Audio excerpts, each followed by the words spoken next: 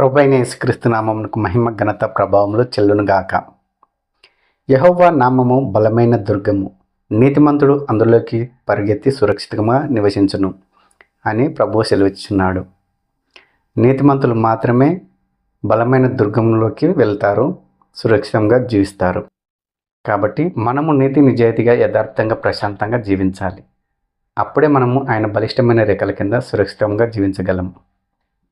కాబట్టి ప్రియ సహోదరి సహోదరుడా, ఈరోజు ఉదయంనే లేచి ప్రార్థన చేసుకొని బైబిల్ని ధ్యానించావా? ప్రతి దినము మనము దేవునితో గడపవలెను, దేవుని సన్నిధిని అనుభవించవలెను. దేవుని సన్నిధిలో సంపూర్ణ సంతోషము కలదు. కాబట్టి ఆ సంతోషమును, ఆ ఆనందమును మనము అనుభవించాలి. దేవునితో గడుపుట మనకెంతో సంతోషకరము. కాబట్టి ఉదయంనే లేచి మనము ప్రార్థన చేసుకొని బైబిల్ను ధ్యానించాలి. అప్పుడు దేవుడు మనతో ఏం మాట్లాడుతున్నాడో మనకు తెలుస్తుంది. మనకున్నటువంటి సమస్యలను, మనకున్నటువంటి విన్నపములను ఆయనకు మనం తెలియజేయాలి. ప్రతి ఒక్కరూ ప్రతి దినము చేయవలసినటువంటి విధి. ప్రతి ఒక్కరి విషయాన్ని జాగ్రత్తగా గమనించండి. ఈరోజు ఈ వాగ్దానమును వీక్షిస్తున్న మీ అందరికీ ప్రభువైన యేసుక్రీస్తు నామములో శుభాభివందనములు తెలియజేయుచున్నాను. ఈరోజు వాగ్దానము చదువుకుందాము రండి. మీకా గ్రంథము 7వ అధ్యాయము 6వ వచనము. కుమారుడు తండ్రిని నిర్లక్ష్య పెట్టుచున్నాడు, కుమార్తె తల్లి మీదకిని, కోడలు అత్త మీదకిని లేచెదరు, ఎవరి ఇంటివారు వారికే విరోధులగుదురు. చదవబడినటువంటి ఈ వాగ్దానమును మీరు విన్నారు కదా. ఈ వాగ్దానంలో ప్రభు మనకేం తెలియజేయుచున్నాడంటే, కుమారుడు తండ్రిని నిర్లక్ష్య పెట్టుచున్నాడు. ఎందుకు కుమారుడు తండ్రిని నిర్లక్ష్య పెట్టుచున్నాడు? ఒకప్పుడు తండ్రి తన కుమారుడు యేసయ్య మార్గంలో అతన్ని పెంచలేదు. బాలుడు నడవలసినటువంటి త్రోవను అతనికి చూపలేదు. కాబట్టి వాడు పెరిగి పెద్దవాడైనప్పుడు ఆ దారి నుండి తొలగిపోవడం వలన కుమారుడు పెరిగి పెద్దవాడైన తర్వాత తన తండ్రిని నిర్లక్ష్యం చేయుచున్నాడు. కాబట్టి మనము కుమారులను, కుమార్తెలను చిన్నప్పటి నుండి ప్రభు శిక్షలోను, ప్రభు బోధలోను పెంచాలి. యేసయ్య సెలవిస్తున్నాడు కదా, బాలుడు నడవలసిన త్రోవని వానికి నేర్పము, వాడు పెరిగి పెద్దవాడైనప్పుడు దాని నుండి తొలగిపోడని.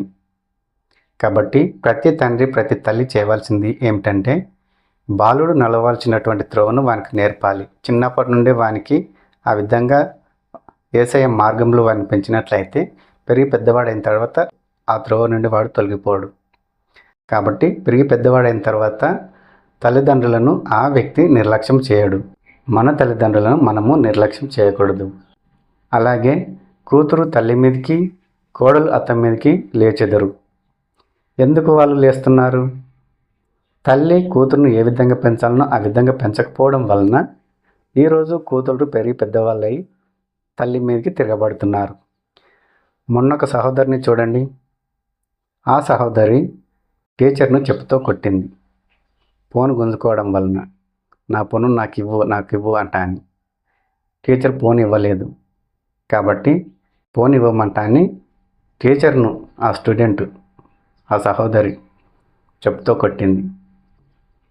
అంతమందిలో చెప్తూని కొట్టింది కాబట్టి ఆ టీచరు ఆ జాబ్కు రిజైన్ చేసేసింది. ఈ విధంగా కూతుళ్ళు కానీ, కొడుకులు కానీ తల్లిదండ్రుల మీదకి తిరగబడుతున్నారు అంటే పెంపకము సరిగ్గా లేదు కాబట్టి వాళ్ళు తిరగబడుతున్నారు. చిన్నప్పటి నుండే వాళ్ళని సరిగ్గా పెంచినట్లయితే వాళ్ళు పెరిగి పెద్దవాళ్ళు అయిన తర్వాత సంస్కారవంతులు అవుతారు, లేకపోతే బుద్ధిహీనులు అవుతారు. కొంతమంది ఇళ్ళలో చూసుకున్నట్లయితే చూడండి, అత్తలు చెప్పినట్లు కోడళ్ళు వినరు, కోడళ్ళు కూడా అత్తల మీదకి తిరగబడతారు. కొంతమంది కోడళ్ళు తన అత్తను తల్లిలాగా భావిస్తారు, అత్త చెప్పినట్లు వింటారు.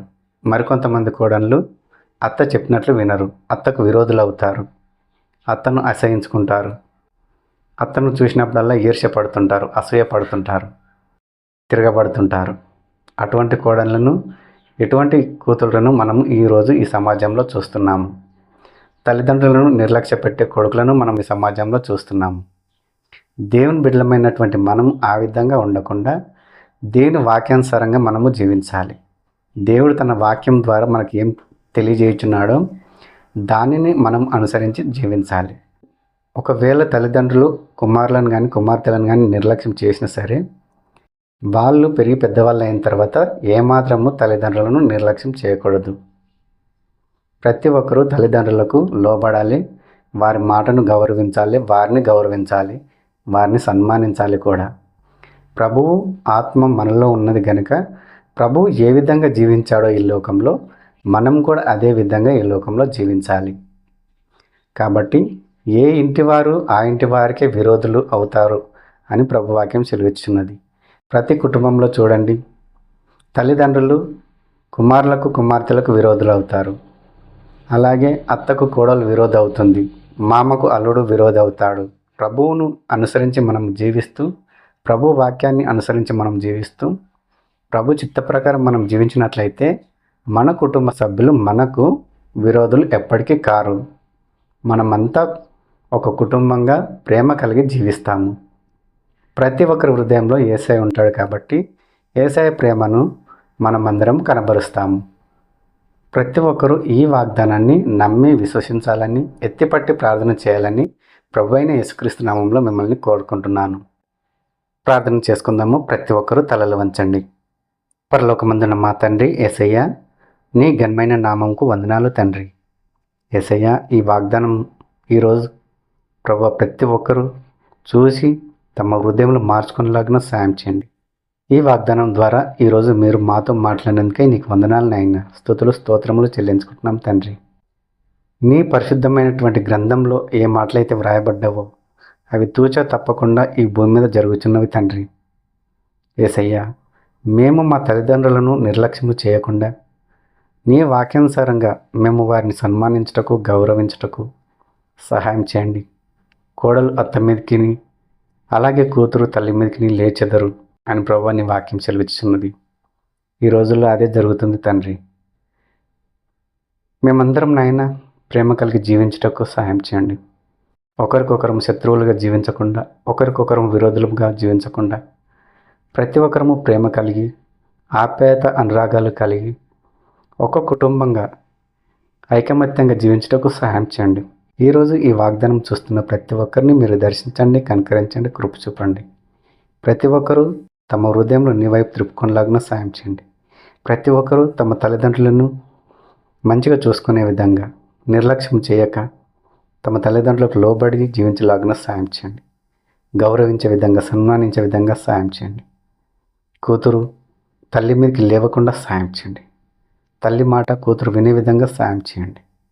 అలాగే కోడలు అత్త మీదకి లేవకుండా అత్త మాట వినే విధంగా సహాయం చేయండి. అత్తను గౌరవించే విధంగా, తన తల్లిలాగా భావించే విధంగా సహాయం చేయండి.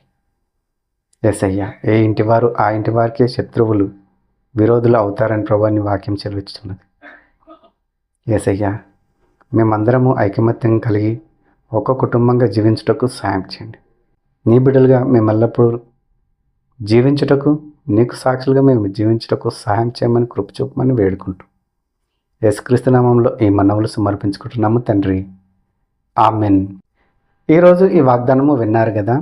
ఈ వాగ్దానం మీకును మీ కుటుంబములకును ఆశీర్వాదకరంగాను దీవెనకరంగాను ఉన్నట్లయితే ప్రతి ఒక్కరూ ఒక లైక్ చేయండి. మీ స్నేహితులకు, బంధువులకు షేర్ చేయండి. ప్రతి ఒక్కరూ సబ్స్క్రైబ్ చేయమని ప్రభువైన యేసుక్రీస్తు నామములో మిమ్మల్ని కోరుకుంటున్నాను. ప్రభువైన యేసుక్రీస్తు కృప మీకును మీ కుటుంబములకును తోడై ఉండునుగాక.